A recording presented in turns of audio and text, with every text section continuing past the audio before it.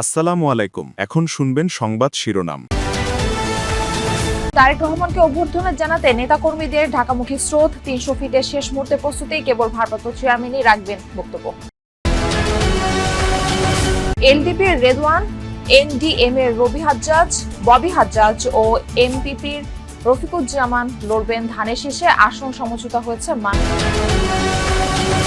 24 জুলাই আগস্টে রামপুরায় 28 জনকে হত্যা মামলার বিচার শুরু। যাত্রাবাড়ীতে টাইম খুনের মামলায় 11 জনের বিরুদ্ধে অভিযোগ দাখিল। আওয়ামী লীগ আমলে সরকারি বেসরকারি 6টি সৌর বিদ্যুৎ প্রকল্পে দুর্নীতি হয়েছে প্রায় 3000 কোটি টাকার, বলছে টিআইবি। অনেকের যোগসাজশে হয় অনিয়ম। আসসালামু আলাইকুম। এতক্ষণ শুনছিলেন সংবাদ শিরোনাম, এখন শুনবেন বিস্তারিত। সব জল্পনা কল্পনার অবসান ঘটিয়ে কাল দেশে ফিরছেন বিএনপির ভারপ্রাপ্ত চেয়ারম্যান তারেক রহমান।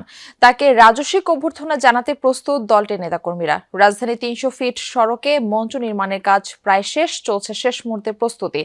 তারেক রহমানের আগমন উপলক্ষে সকাল থেকে বিভিন্ন সড়ক দিয়ে রাজধানীতে আসছেন বিএনপির নেতাকর্মীরা। কেউ দলগতভাবে, কেউ বা আসছে ব্যক্তিগত উদ্যোগে। এরই মধ্যে সংবর্ধনা স্থল 300 ফিট এলাকায় ভিড় করেছেন অনেকে। কেউ কেউ মঞ্চের সামনে থেকে প্রিয় নেতাকে দেখার জন্য আজ রাতে 300 ফিটে থাকার সিদ্ধান্ত নিয়েছেন। বাংলাদেশ সময় আজ রাত 12টায় সপরিবারে লন্ডন থেকে ঢাকার উদ্দেশ্যে রওনা হবেন তারেক রহমান। 2008 সালের 11 সেপ্টেম্বর চিকিৎসার জন্য লন্ডনে যান বিএনপির ভারপ্রাপ্ত চেয়ারম্যান। আমি আসলে গতকালকে রাত্রে আসছি। আমি আসছি কুমিল্লা চট্টগ্রাম থেকে। আমরা এত যে আনন্দিত এটা বলার বাহির। আপনারা দেখতেছেন এখানে যে আমাদের যে দলীয় কর্মীরা আসছে, ওনাদের আনন্দগণ মুহূর্তগুলো দেখেই বুঝতে পারতেছেন আমরা কতটা আনন্দিত। আমার নেতা তারেক রহমান বীরের মতো দেশে চলে আসছে। আমি আজ চলে আসছি তারেক রহমানের জন্য, আমার নেতা তারেক রহমানের দেখার জন্য। 300 ফিটের সমাবেশে বিএনপির ভারপ্রাপ্ত চেয়ারম্যান তারেক রহমান ছাড়া আর কেউ বক্তব্য রাখবেন না। জনদুর্ভোগ লাঘবে রাজধানীর 300 ফিট সড়কের সার্ভিস লেনে কৃতজ্ঞতা জ্ঞাপনের আয়োজন করা হয়েছে, এমনটা জানিয়েছেন অভ্যর্থনা কমিটির আহ্বায়ক সালাউদ্দিন আহমদ। দুপুরে গুলশানে বিএনপি চেয়ারপারসনের কার্যালয়ে হয় সংবাদ সম্মেলন। তিনি বলেন, বাংলাদেশ বিমানের নিয়মিত ফ্লাইটে বৃহস্পতিবার বেলা 11:50 ঢাকা অবতরণ করবেন তারেক রহমান। এ সময় স্থায়ী কমিটির সদস্যরা তাকে অভ্যর্থনা জানাবেন। সেখান থেকে এভার কেয়ারে যাওয়ার পথে সংক্ষিপ্ত সংবর্ধনা গ্রহণ করবেন তিনি। শুক্রবার বাদ জুমা জিয়াউর রহমানের সমাধি এবং জাতীয় স্মৃতিসৌধে শ্রদ্ধা জানাবেন তারেক রহমান। শনিবার ভোটার আইডি কার্ডের আবেদন করবেন। এরপর জুলাই আহতদের সাথে সাক্ষাৎ এবং ওসমান হাদির কবর জিয়ারত করবেন তিনি। সালাউদ্দিন বলেন, এই বিশাল আয়োজন নিশ্ছিদ্র বা ত্রুটিহীন করা সম্ভব নয়। এলডিপি থেকে পদত্যাগ করে বিএনপিতে যোগ দিয়েছেন দলটির সাবেক মহাসচিব রেদওয়ান আহমেদ এবং নড়াইল 2 আসনের এনপিপি চেয়ারম্যান ফরিদুজ্জামান ফরহাদ। এছাড়া এনডিএম চেয়ারম্যান ববি হাজ্জাজও যোগ দিবেন বিএনপিতে। দুপুরে নির্বাচনী আসন সমঝোতা নিয়ে ব্রিফ করেন বিএনপির মহাসচিব মির্জা ফখরুল ইসলাম আলমগীর। যুগপৎ আন্দোলনের দলগুলোর সঙ্গে দীর্ঘ আলোচনার পর নির্বাচনী আসন সমঝোতা হয়েছে বলে জানান তিনি। এদিকে নির্বাচনী আসন নিয়ে বিএনপির সাথে সমঝোতার ভিত্তিতে যেতে রাজি হননি এলডিপির চেয়ারম্যান কর্নেল অলি আহমদ। অবশ্য তার সাথে একমত নন এলডিপির অধিকাংশ প্রেসিডিয়াম সদস্য। এছাড়াও যশোর 5 আসনের ইসলামী ঐক্য জোটের মুফতি রশিদ বিন ওয়াক্কাস, ঢাকা 12 আসনের বিপ্লবী ওয়ার্কার্স পার্টির সাইফুল হক, বগুড়া 2 এর মাহমুদুর রহমান মান্না, রাশেদ খান, ঝিনাইদহ 4 এর নুরুল হক নূর, পটুয়াখালী 3 থেকে জোনায়েদ সাকি এবং ব্রাহ্মণবাড়িয়া 6 আসনে হয়েছে আসন সমঝোতা। ডক্টর রিদওয়ান আহমেদ এলডিপি থেকে যোগ দিলেন, আমার বিএনপিতে যোগ দিয়েছেন। তার জন্য আমরা কুমিল্লা 7 এই আসনটি আমরা এটা তাকে দেওয়া হচ্ছে। ঝিনাইদহ 4 মোহাম্মদ রাশেদ খান গণ অধিকার, ববি হাজ্জাজ এনডিএম, তিনি বিএনপিতে যোগ দেবেন এবং সেটা ঢাকা 13।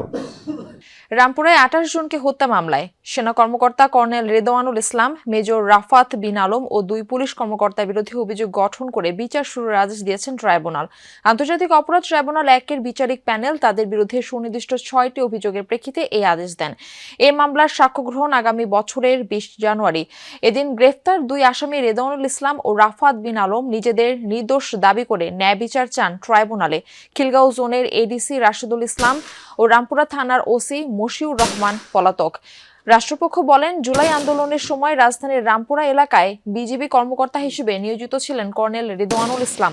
মরণাস্ত্র ব্যবহার করে তিনি নির্বিচারে গুলি করেন। এদিন ট্রাইব্যুনাল 2-এ জুলাই আন্দোলনে যাত্রাবাড়িতে পুলিশ কর্মকর্তার ছেলে ইমাম হাসান তাইম হত্যা মামলায় সাবেক ডিএমপি কমিশনার হাবিবুর রহমান, সুদীপ কুমার চক্রবর্তী সহ 11 পুলিশ সদস্যের বিরুদ্ধে আনুষ্ঠানিক অভিযোগ দাখিল করে প্রসিকিউশন। কুষ্টিয়ায় 6 জনকে হত্যাসহ মানবতাবিরোধী অপরাধের মামলায় হাসানুল হক ইনুর বিরুদ্ধে সাক্ষ্য গ্রহণ অনুষ্ঠিত হয়।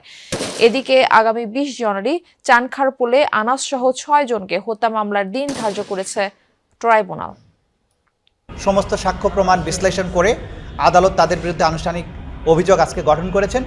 ইনশাআল্লাহ 20 জানুয়ারি থেকে তাদের বিরুদ্ধে সাক্ষ্য গ্রহণ শুরু হবে এবং সাক্ষ্য প্রদানের মাধ্যমে আমরা বারবার যেটা বলছি, অকাট্য প্রমাণাদি ক্রিস্টাল ক্লিয়ার এভিডেন্স উপস্থাপনের মাধ্যমে আসামিদের যে সম্পৃক্ততা সেটা আমরা আদালতে প্রমাণ করব। 2012 থেকে 2023 সাল পর্যন্ত সরকারি ও বেসরকারি 6টি সৌর প্রকল্পে 2,926 কোটি টাকা দুর্নীতি করা হয়েছে। এ তথ্য জানিয়েছে ট্রান্সপারেন্সি ইন্টারন্যাশনাল বাংলাদেশ টিআইবি। দুপুরে রাজধানীতে নবায়নযোগ্য জ্বালানি খাতের চ্যালেঞ্জ উত্তরণ নিয়ে এক ব্রিফিংয়ে এই কথা জানায় সংস্থাটি। উপস্থিত ছিলেন সংস্থাটির নির্বাহী পরিচালক ডক্টর ইফতেখারুজ্জামান। তিনি বলেন, সে সময় বাজেটে যে অর্থ ব্যয় হয়েছে তার মাত্র 3% নবায়নযোগ্য খাতে ব্যয় হয়েছে। অনেকের যোগসাজশে সব মাত্রায় অনিয়ম হয়েছে। সে সময় 6টি প্রকল্পে শুধু জমি ক্রয় এবং অধিগ্রহণে 249 কোটি 15,59,000 টাকার দুর্নীতি হয়েছে। এছাড়া 2024-25 অর্থ বছরে পিডিপিতে 62,000 কোটি টাকা ভর্তুকি বেড়েছে। সবচেয়ে সবচেয়ে বেশি দুর্নীতিগ্রস্ত যে খাতগুলো আছে তার মধ্যে অন্যতম শীর্ষে বিদ্যুৎ খাত, জীবাশ্ম ভিত্তিক, এবং সেখানে ক্যাপাসিটি চার্জ এবং অন্যান্য ভাওতাবাজির মাধ্যমে যে অনিয়ম দুর্নীতিকে প্রাতিষ্ঠানিক রূপ দেওয়া হয়েছিল। নির্বাচনে গণভোটের 4টি প্রশ্ন নিয়ে সাধারণ মানুষের অভ্যস্ততা তৈরিতে পদক্ষেপ নিতে নির্বাচন কমিশনকে অনুরোধ জানিয়েছেন এনসিপি। এছাড়া সব দলকে নির্বাচনী আচরণবিধি কঠোরভাবে মেনে চলতে আহ্বান জানানো হয়েছে। দুপুরে নির্বাচন কমিশনের সাথে বৈঠক শেষে এসব কথা জানান এনসিপির যুগ্ম সদস্য সচিব জহুরুল ইসলাম মুসা। বড় কয়েকটি দল এখনো ব্যানার পোস্টার সরায়নি বলে অভিযোগ করেন মুসা। এক্ষেত্রে আচরণবিধি লঙ্ঘনে তথ্য দ্রুত পেতে একটি হটলাইন চালুর প্রস্তাবও দেওয়া হয়। এ সময় দলটির মুখ্য সমন্বয়ক নাসির উদ্দিন পাটোয়ারি বলেন, এনসিপি কখনোই শাপলাকলির বাইরে কোনো প্রতীকে নির্বাচন করবে না, তবে অন্য কেউ করলে সেটা তাদের বিবেচনা ও রুচির ব্যাপার। বলেন, হাদি হত্যাকাণ্ডে আওয়ামী লীগের অনেক সংশ্লিষ্টতা পাওয়া গেছে, তাদের কোনো সুযোগ দেয়া হবে না বলেও মন্তব্য করেন তিনি। বাংলাদেশের এবার যে গণভোটটি হবে সেখানে আপনারা জানেন যে 4টি বড় প্রশ্ন থাকবে, সেটিকে কিভাবে মানুষকে আরো বেশি অভ্যস্ততা তৈরি করা যায় এবং সামগ্রিকভাবে মানুষের একটি আকাঙ্ক্ষা তৈরি করা যায় গণভোটের প্রতি, সংস্কারের প্রতি, সেই ব্যাপারে নির্বাচন কমিশন যেন উদ্যোগ নেয়। আমরা আমাদের শাপলাকলিতে নির্বাচন করব। আমরা আমাদের কেউ জাতীয় নাগরিক পার্টির ধান অথবা অন্য প্রতীকে ইলেকশন করবে না।